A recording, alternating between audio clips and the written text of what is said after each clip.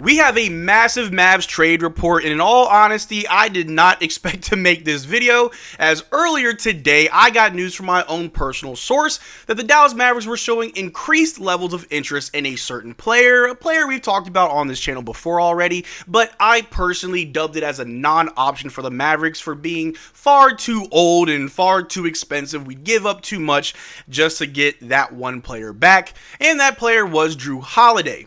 But thanks to Jake Fisher, he officially put out the report that the Dallas Mavericks are one of two possible destinations for Jrue Holiday, the other team being the Sacramento Kings. So now that it's an official report, we have to talk about it yet again on why Jrue Holiday is being looked at as an option for the Dallas Mavericks, how realistic could it be for us to get him, and what would the appropriate trade package look like. But how's it going, everybody? My name is Marcel Martin. This is Mavs Digest, bringing you the latest news on everything Mavericks related. And before we get started with today's video, we're currently sitting at 21,102 subscribers, less than 900 subs away from our goal of 22K, which I appreciate dearly. But if you want to be up to date on everything Mavericks related all summer long, make sure you subscribe. You won't miss out on a single thing. But the Dallas Mavericks, as we've talked about several times on this channel, are looking for a point guard. There have been many players that have been linked to the Dallas Mavericks as either possible trade targets, free agent signings, or mutual interests. We talked about how the Dallas Mavericks and Dante Exum do have mutual interests on a reunion. Nothing really has grown from there other than just the fact that we are interested in bringing him back. Obviously, in the case that any trade or other free agent signing doesn't go through. We talked about how Lonzo Ball, Chris Paul have also been trade targets named, linked to the Dallas Mavericks. Even Colin Sexton, who we talked about just the other day. But the other player that we've heard about is Jrue Holiday from the Boston Celtics. And as we all know, with the injuries plaguing the Boston Celtics and them being very deep in the second apron, obviously they're going to be looking to shed a little bit of salary to try to make things feel a bit better. Whatever trade that they want to make this summer is obviously going to benefit them, as they're in no way, shape, or form in a position to take on more salary than they already have or give up more picks, as the next few years are a question mark for the team. But earlier this morning, I got a little message from a source that I trust very well. They've been right on several things. They told me that Derrick Lively during the Western Conference Finals was going to be okay. It wasn't concussion. He'll miss one game and come right back, and he did. The night after Kyrie Irving tore his ACL, when everybody was told it was a knee sprain, I was told that no, they all fully believed that he tore his ACL. A few days later, the report came out, Kyrie Irving tore his ACL. And then I got the report that the Dallas Mavericks have increased levels of interest in Jrue Holiday. And I didn't want to believe it, to the point where I went to Twitter yesterday morning, timestamp at 11:05 a.m. I'm hearing things. And off rip, I don't believe any of it. In all honesty, I still don't want to believe it. Now, until any type of package has been confirmed to be put out there, it is all still a rumor. I'm going to take this with the biggest grain of salt because it doesn't make sense. Of all the point guards that we've talked about, Jrue Holiday does not fit our timeline, our salary issue. He is a good player, by all means. Jrue Holiday is still a good player. He is getting older, but that doesn't mean that he's washed up. He can still play defense, still facilitate, still score. He can still do those things. Not at the same level as peak Jrue Holiday, but he's not bad either. But that $34 million contract is the biggest issue I have with Jrue Holiday and for us trading Jrue Holiday. We also found out just a few weeks ago, or the other day it came back up again, that the Dallas Mavericks are in no way, shape, or form looking to trade PJ Washington or Daniel Gafford. But even that's not a guarantee, as it was worded that they are currently not looking at trading them. They could still be traded if the right package comes our way, but I don't think Jrue Holiday is the right trade package, or at least the right trade target, to package up either Gafford, PJ, or both. You're giving up way too much, and you're not getting back enough. And if we take a look right here, the official report that came out, the Dallas Mavericks are one of two teams that have been showing the most preliminary interest in Jrue Holiday, per Jake Fisher. So what I was told earlier this morning was that the Dallas Mavericks are showing increased levels of interest, but there's no current trade package. And this report just proves that there's preliminary interest. Currently no trade package, currently nothing being offered, but it was also reported by Jake Fisher. Where am I? I'm all over the place.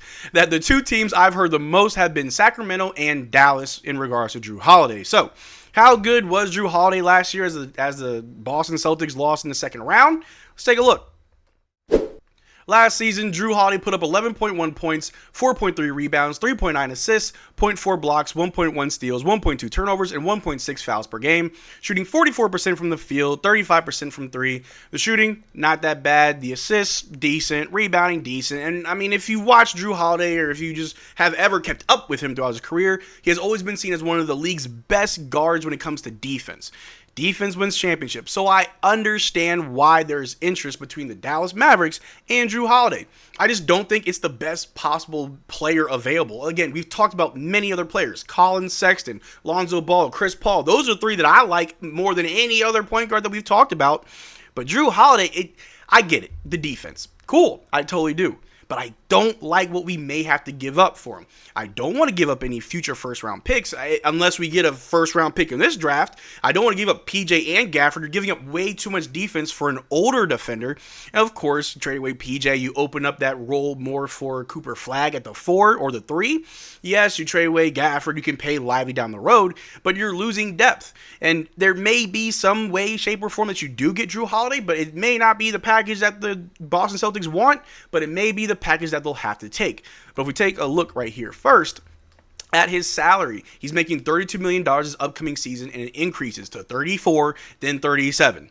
We've talked about it many times on this channel, how once we sign Cooper Flagg to his rookie deal, we're going to be $2 to $4 million into the second apron. It all depends on Kyrie Irving if he opts into his player option or if he re-signs into a new deal. I'm being told that there will be a new deal. He's not opting to his player option, but we'll see in the next upcoming days. However, getting Jrue Holiday, he's old. He fits the timeline of Kyrie, Clay, and AD more than the rest of the team. He's on an expensive contract, which would require way too many players that we'd have to give up. Players that could help Cooper Flagg the next few years versus Jrue Holiday, who will be gone most likely at the end of this contract where he'll be 37. Now, the Dallas Mavericks can have preliminary interest in anybody. It's not doomsday that we are one of two teams interested in Jrue Holiday.